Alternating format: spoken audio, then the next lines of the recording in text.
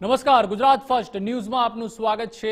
હું છું પ્રતિપાલ સિંહ। સૌપ્રથમ વાત કરવી છે અગન વર્ષાની, જેમાં સુરતમાં આરોગ્ય વિભાગના અધિક નિયામકની બેઠક મળી। બપોરના સમયે બહાર ન નીકળવા ડોક્ટર નીલમ પટેલે અનુરોધ કર્યો છે।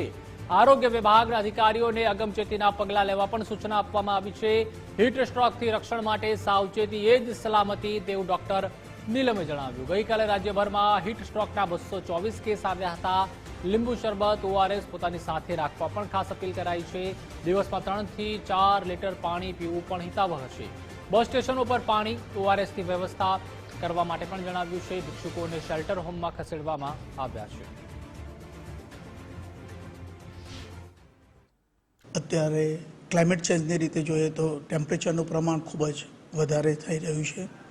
45+ ટેમ્પરેચર અત્યારે 7-8 જિલ્લાઓની અંદર જે ચાલી રહ્યું છે।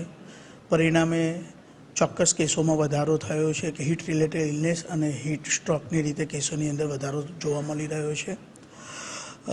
સમગ્ર રાજ્યની વાત કરું તો સમગ્ર રાજ્યની અંદર જે 108માં ઇમરજન્સી, સ્પેશિયલી હીટ રિલેટેડ ઇમરજન્સીના કેસીસ જે આવતા હતા એનું અમે સતત મોનિટરિંગ કરીએ છીએ। ત્યારે બપોરના ટાઈમે ચોક્કસ લોકો ઘરે રહે, ખોટા કામ વગર બહાર નીકળે નહીં, 12 થી 4નો સમય વધારે સાચવી લે છે, હિતાવહ છે।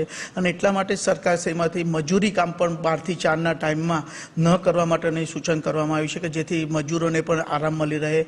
મજૂરી જે થતી એમને શેલ્ટરની રીતે અથવા છાયાની રીતે કે ઝાડની નીચે પણ બેસવાનો આરામ મળી રહે, એવી પણ વ્યવસ્થા કરવાની થાય।